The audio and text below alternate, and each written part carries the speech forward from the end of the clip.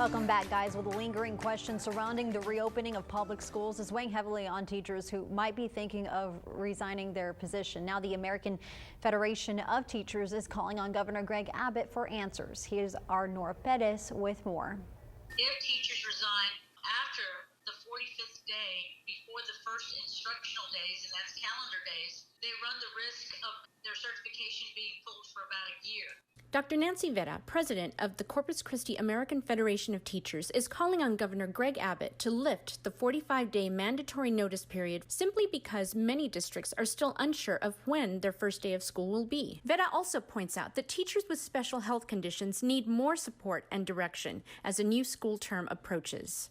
We don't know whether or not it's going to be safe for us to go to school, especially those who are immune compromised. Once again, a lack of guidance from state officials leaves educators in an atmosphere of uncertainty. In this case, we really don't know what the governor is going to do because of the different schedules and because of the different type of teaching that we're going to have to do in our schools. Nora Pettis, 3 News.